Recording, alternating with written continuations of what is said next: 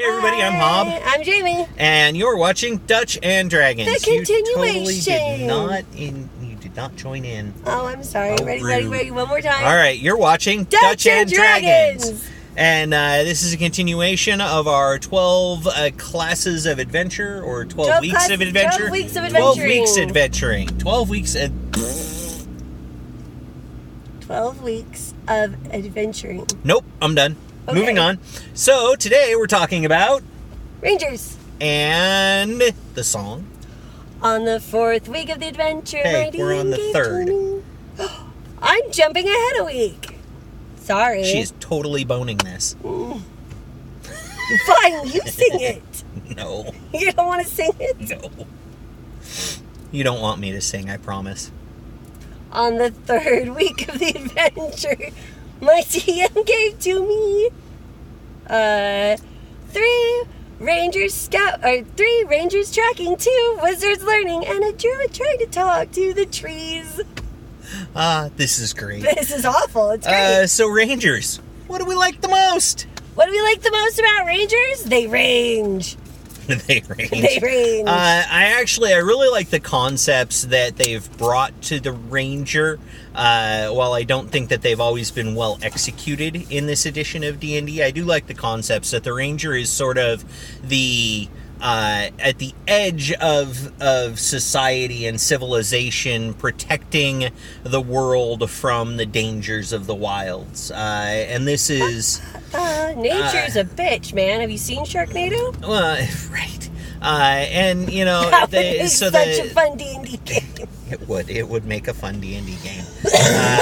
Rangers are probably one of the most underrated classes, and I feel like they weren't well developed in this edition of Dungeons and Dragons. Poor Rangers. Sort of like they kind of got spanked. There's some really solid homebrew stuff out there. That's true. And in previous editions, they were actually a really valuable part of a party because they could provide tracking and capabilities that the rest of the party might not have. And it wasn't just wilderness oriented. They did, and you could have your city-based ranger. And I think in some of the newer content, they've brought some of that back, so they've brought the Ranger kind of back into focus. But I still feel like they're sort of handicapped in their capabilities, and overshadowed quite a bit by the fighters. There is content out there that can help you bring the Ranger back to glory. Yep. So what do we think is the biggest misconceptions about the Ranger? That they always have to have an animal, and I blame World of Warcraft. That I want to play a Ranger because I want to have an animal companion. I want to have an animal companion. Well, yes, that is in there. Like, you can have an animal companion. That's a valid choice.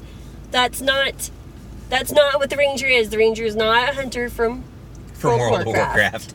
I think one of the biggest struggles that I see with Rangers is that the idea that they're only useful in the wilderness. Oh yeah, that is a really big one. Yeah, that comes up quite a bit. People go, "Oh, well, we're going to be playing a city campaign, so a Ranger isn't useful." And I'm like, "Yeah, but city in Rangers reality, exist." And the truth of the matter is, pizza drivers. Delivery drivers. Those people know those. They know. Like, you get stuck in traffic, and they're like, "Woo! Right here's how you get around it." Rangers can actually be very useful in a city-based campaign. I would reskin them as like a bounty hunter. But you still use the function of the Ranger class and just call them a bounty hunter. Or a city can be preferred terrain. Yeah, a city can. Well, yeah. Cities can be preferred terrain, I suppose. Mm-hmm. See no reason why not. So I think that's probably the biggest misconception. Free runners. I mean, it can work. So favorite subclass. We're gonna burn through this one. I like Beastmaster. Beastmaster is pretty cool. I like the movie Beastmaster, which is a really old movie, and if you've never seen it, you probably shouldn't watch it. No? It's actually, it's really terrible. Yeah, it kind of is a terrible movie. It's very much the 80s. I know, but if you like campy 80s movies, You'll love it, Beastmaster. Beastmaster. So there's my plug for weird random movies that I have watched and really like because I'm weird or something. I don't know. No, I don't think you're weird. I think you're just kind of nerdy. That may be a problem. But anyhow, so Beastmaster is very cool. One of our players has been playing a Planeswalker. I think the Planeswalker is actually a pretty cool subclass for the Ranger. Yep. I think it suffers from some ability disability in some cases, but I think that some of the function of it is really cool. Doesn't suffer from ability disability at some point.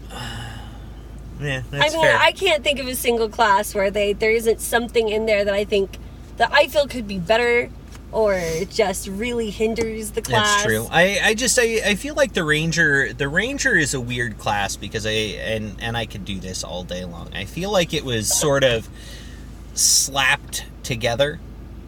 And the Ranger. We need somebody who can shoot at things. And we're going to call it a Ranger, and, hunters from World of Warcraft are really cool, so let's make a Beastmaster.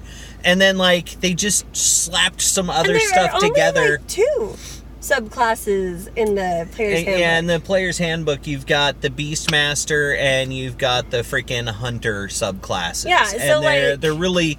the Hunter feels a little like, or the Ranger, sorry. The Ranger, feels a little like an afterthought. Like if they put the book together and went, oh yeah, we forgot about the Ranger. Quick, put something in.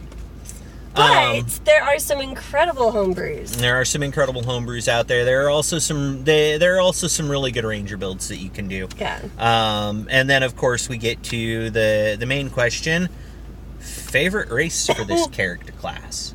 I like to do half-elves or halflings. I actually really like dwarves for this class. Dwarves? Yeah, dwarves. Sounds a little bit weird. Okay. Right? But dwarves are hardy and wise. Oh, they are hardy and wise, and it sounds weird. It sounds like a weird connection because most people associate dwarves with caves and tunnels and that kind of stuff. Yeah, and I was like, they could be caves and there are hill dwarves out there, and the hill dwarves live above ground and they range into the wilderness, and they are hearty and wise, and I think they're a really good fit for the Ranger class and kind of an underrated one. Oh, so there's a homebrew on D&D and Beyond, and I was trying to remember what it was for Ranger, but it's called the Aberrant Watcher. And I actually think this kind of sounds cool. You get otherworldly tracking. Mm-hmm. So you can track aberrations, inhuman communication. You can telepath in your combat, which is kind of cool. That's kind of weird and kind of cool. I dig it. Yeah, and then you get Watcher Magic, which at 3rd level you get protection from good and evil, 5th level alter self, hypnotic pattern, banishment, and modify memory. Constant terror, which an aberrant visage. You cause distortion in other creatures' minds. It sounds like it could be a lot of fun to play. It could be.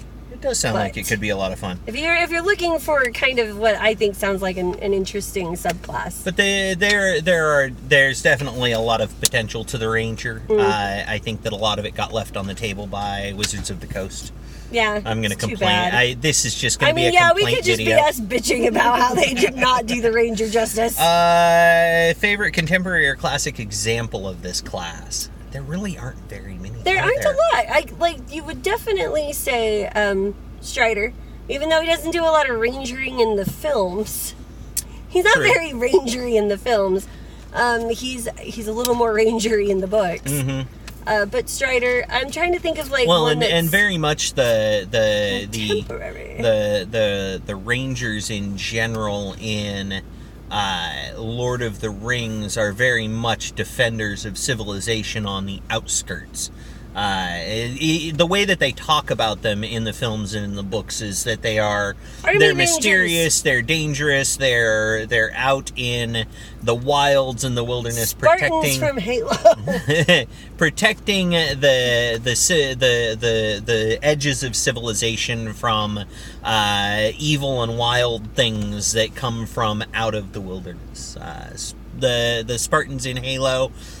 Yeah, I don't know about that. I'm being silly. I don't know about that. No, it doesn't really work. I think that might be a bit of a stretch. If you guys think of a really good contemporary ranger, please let us know, because we're struggling here. Wait, struggle bus all the way. All the way. I'm going to get on this struggle bus, and I'm never getting off. Good class combo for dual classing. Ooh, for ranger? Fighter. Punch up their damage capabilities. Oh, yeah. You could go rogue to punch up their sneaky capabilities. Mm-hmm. Yeah. Actually, I think either fighter or rogue would probably be the two best combos to go with them. Sneakiness. Yes. I think those are probably the two best class combos.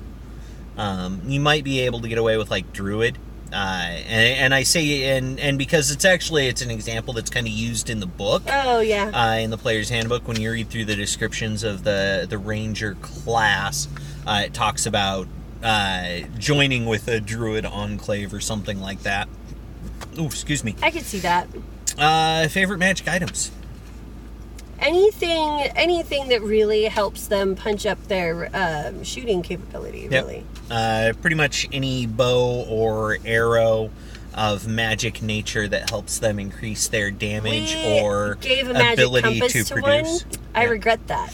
Oh, dude, that was a bad mistake. Terrible. That was terrible idea. You blew through big parts of the thing of the game just because magic compass. I know exactly where I'm going. I can find whatever it is I'm looking for. And we went, It's a bad idea. Whoops. Not well thought out on our part, let me tell you. No, it really wasn't.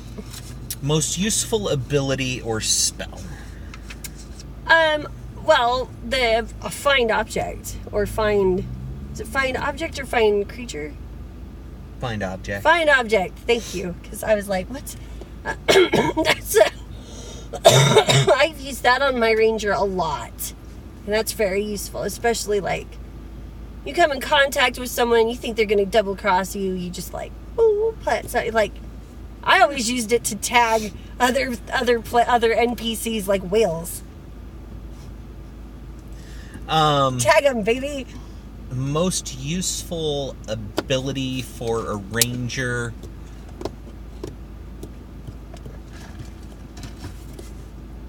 I'm gonna have to go with favorite enemy, even though I don't really like the way that it was put together. Yeah. Favorite enemy is probably the most useful, just because the multiple instances of favorite enemy, if you go that route, give you the ability to really punch your capabilities up against certain types of creatures. I think that's probably the most useful ability that they have. Yeah, I agree. But that's the ranger. Yeah. Are we out of? We're out. That's it. Oh, that's all there is. So this is sort of a short video. Well, it's not that short. No, it's about the right length. Yeah, sorry for all of the kvetching. Yes, we have kvetched quite a bit about the ranger. If you think of something that we didn't think of or that we missed, please leave it in the comments below. If you enjoy what we're doing, please click the like button. Also, if you enjoy what we're doing, please click the subscribe button and click the little bell so that you can receive notifications when we post new videos. As always, thank you for joining us. Leave your questions, comments, ideas below, and have a wonderful rest of your day. Have fun storming the castle.